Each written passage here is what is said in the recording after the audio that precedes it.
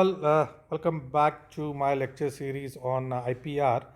And in this particular video, we will discuss about procedure for grant of patent and two steps. One is who is eligible applicant and then apply the format for application. Okay. Here is a six-step process for the grant of a patent. Eligible applicant will apply for a patent in a prescribed format to whom he will apply it to registrar of patents. Okay, once he applies, the registrar carries out an examination and publish the document, and there will be an examination report, and examination report will be reviewed. If everything goes fine, and then the patent will be granted. During these stages there are many subsequent steps, and when we go each of the stages independently, let us look into those aspects in detail there itself. Okay, so at the high level, eligible applicant will apply in a prescribed format and with the registrar of patents, and examination and publications will be done by registrar, and then examination report and the examination report will be reviewed, and finally if everything goes fine, the patent will be granted. Okay, moving on. Who is eligible applicant? Section 6 deals with the concept of eligible applicant in a patent. Patent application can be submitted by inventor, okay? True and first inventor of the invention. If anyone invents, then that person can submit application for a patent. Clear? First one is an inventor. Inventor himself or herself can go and apply for patent. Second, assignee of the first inventor. If an inventor doesn't want to submit application on his own, he can transfer his rights to someone by selling it or by some agreements. He can give it to an assignee. The person who receives that right is called assignee. So assignee of the first inventor, whoever invents, and the first one is an inventor. If inventor is not like inventor sells it, or if it transfers the ownership to assignee, then assignee can submit the application for patent. And the third case is legal representative of the inventor or the assignee.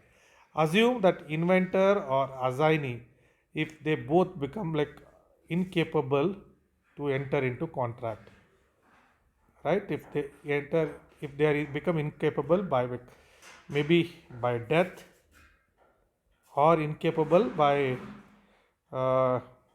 unsound mind, lunacy, etc. So in all these cases, the legal representative of the inventor or the assignee can submit the application for the patent. So who are the three persons who can be applicant under Patent Act? First inventor, or assignee of the first inventor, or legal representative of the inventor or the assignee. Okay, it is not necessary that the patent should be applied by only one person. If both A and B put together invent something, then they can apply jointly. So patent can be applied solely or jointly by the parties. It is not necessary that the patent should be applied by only Indians in India. No, any nationals can apply for patent in India. It is not necessary that only Indians can apply.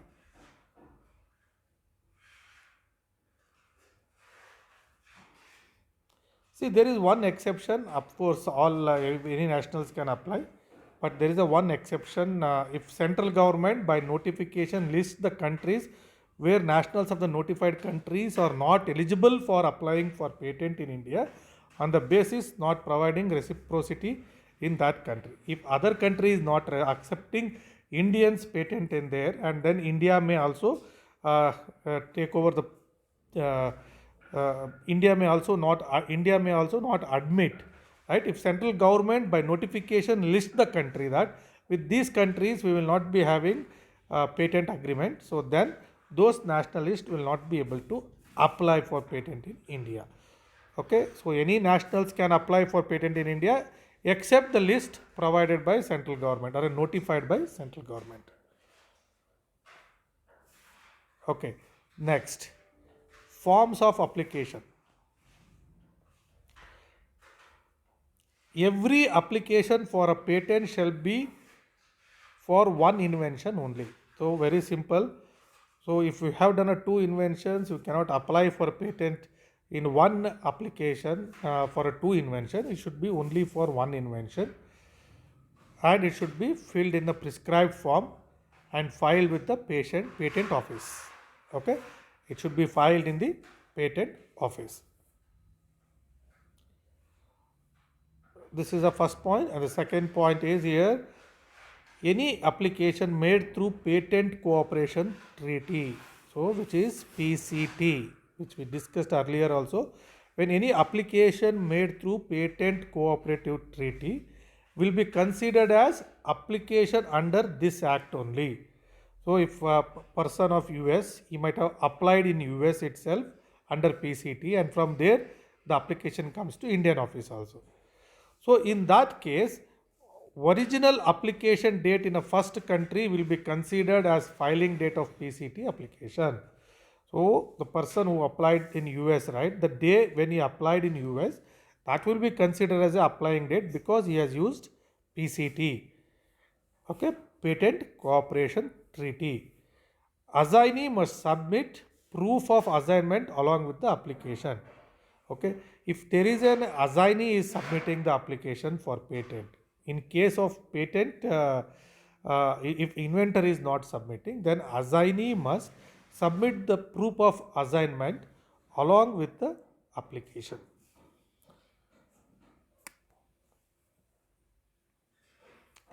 So in every application must state the applicant is in possession of the invention.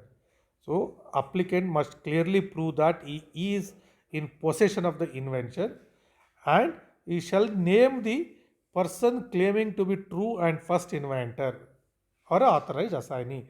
So only authorized assignee or inventor can apply, right? So they should prove that they are the authorized persons for this.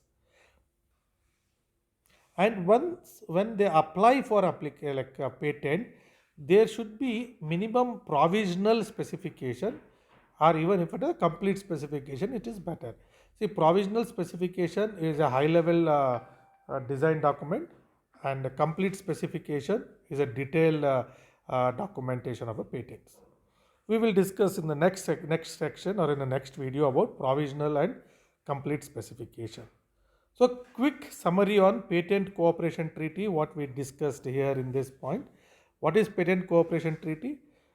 Patent cooperation treaty, which was signed in 1970.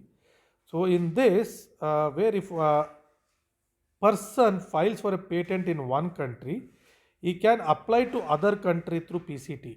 So there is no need of changing the documents once again, resubmitting it, and there is no need of changing the language. With a single application, he can reach out to all the countries. Say for example, inventor in India, he applies in India and opt for PCT, and he says that he needs patent in US, UK and Germany and even China. Okay, if he wants it in 4 countries plus 1 India, under this circumstance, he can apply only for India and plus PCT. So the system will automatically takes care of application in all the countries. No need to convert or change the language of Germany here, German here, or a Chinese Mandarin here, nothing. So with a one single application, it will be published in all the other application will be sent to all other countries. So this PCT is administered by WIPO, World International Property Organization, IPO, WIPO. This application should be submitted within 12 months from the date of first filing. So when he applies for India, from that day onwards, within 12 months, he can file a PCT application for submitting patent requests in all other countries. Okay, that's it in this video, and in the next video we will talk about provisional and complete specification. Thank you.